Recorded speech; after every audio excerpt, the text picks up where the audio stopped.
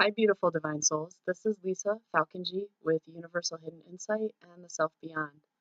Today, I wanted to talk about a couple of fun things. I would like to talk about self care, setting boundaries, and integration.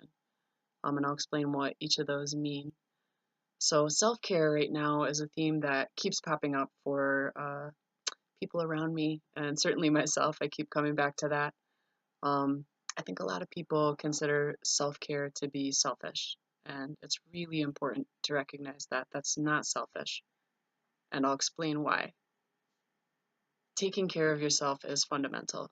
Being able to love yourself first is really the only way that we can give the best that we have to offer to those that we love and those that depend on us or rely on us. That's the best way that we can be in the most healthy, balanced shape so that we can be active contributors in our world and in our relationships. So, self care is absolutely essential. I think that's one of the first things that we start to let slip, and you just have to pay attention to yourself, kind of ask yourself every day, what do I need? What do I need? And listen to yourself. Get very quiet.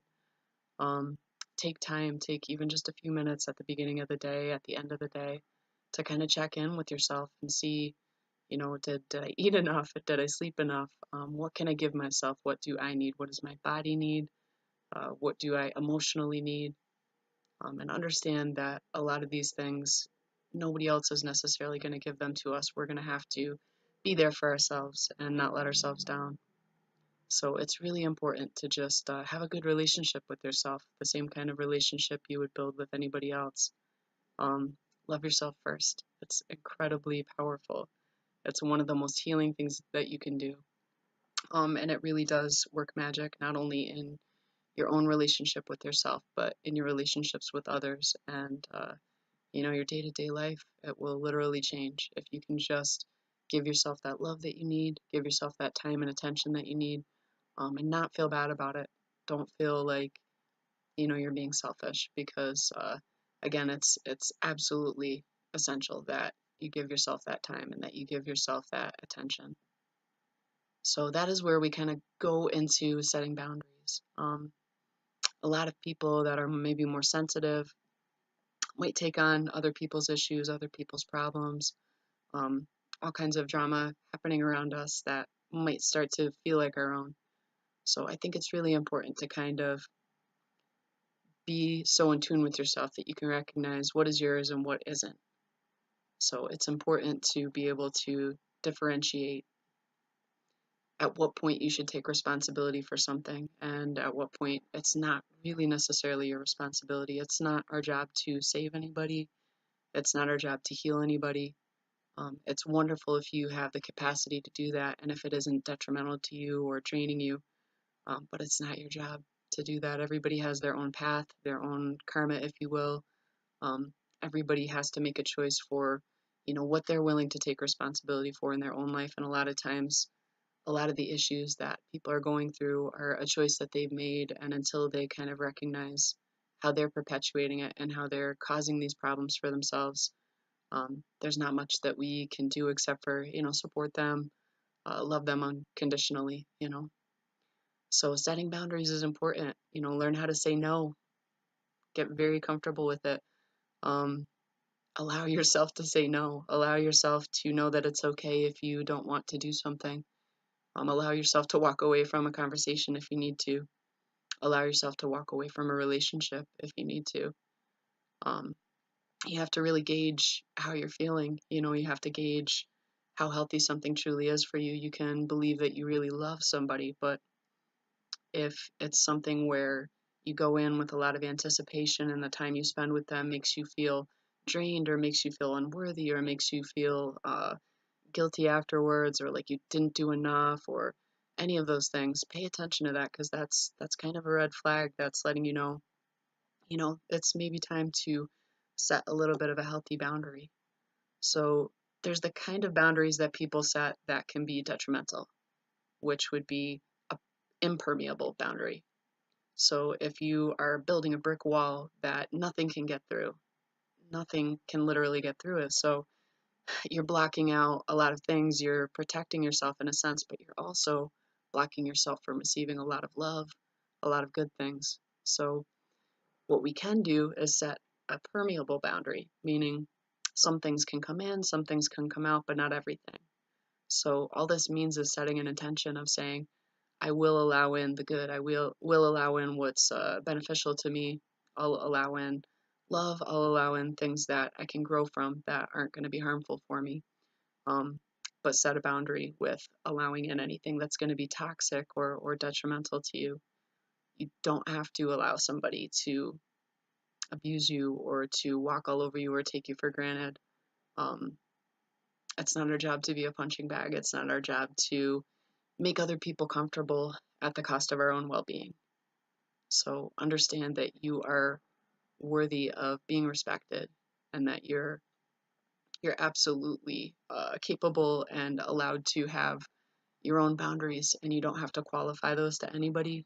You don't have to justify that to anybody. You don't need to give anyone a reason. Um, that's for you, and it's to nobody else to decide what that should look like or if that's a fair limitation. So practice setting these kind of impermeable boundaries.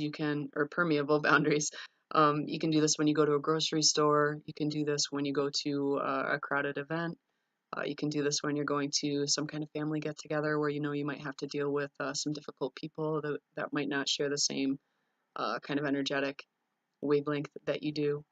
Um, and you get better at it. You get better at being able to kind of stand within yourself and allow yourself to be in your own comfortable sacred space. That space that you encompass is sacred, and you want to honor that, and you want to honor others and theirs, and you want to ask that others honor you and yours.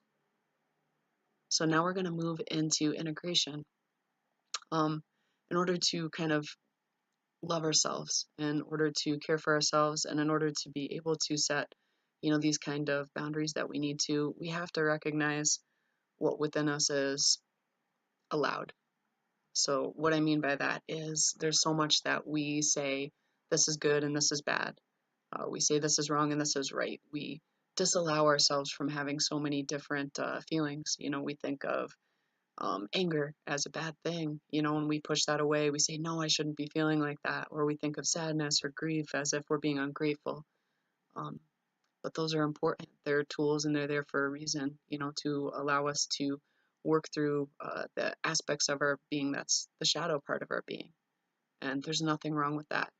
That's a beautiful part of us and that's a part of our whole. And if we push that away, if we say, no, I don't want to look at that side of myself, then we're cutting ourselves off from a big part of who we are. We're both shadow and light. We're both good and bad for whatever that means. We have to be able to integrate all the aspects of ourself, the higher aspects of ourself, the transcendental aspect of our highest wisdom, along with the physical, along with what we're feeling, the different impulses that we have, our different needs, our desires. None of that is bad or wrong. It's something that we do deal with, and it's very real. So bringing those together and kind of incorporating that in what you allow of yourself and just allow it to come. Just allow these things to work through you. You don't have to attach to them. You don't have to identify with them. You don't have to define yourself by these things that you're feeling and that you're thinking. But the more that you do that and the more that you get in tune with your own patterns, you can start to kind of gain a little bit of a mastery over yourself. You can start to understand what triggers you to feel mad or upset. You can start to understand what brings you joy, you know, and that's incredibly important because you can now give yourself more of that. You can bring those things into your life that allow your own energy to amplify. Um, so all of this together kind of works to make you a more whole, healthy person who can be strong, who can be also compassionate. Um, I go into more detail into a lot of this with my newest book, The Self Beyond, and I'm actually going to do a giveaway right now, today. So here's the deal. If you like or share this video, I'd be incredibly grateful, and you will be entered in for a chance to win a copy.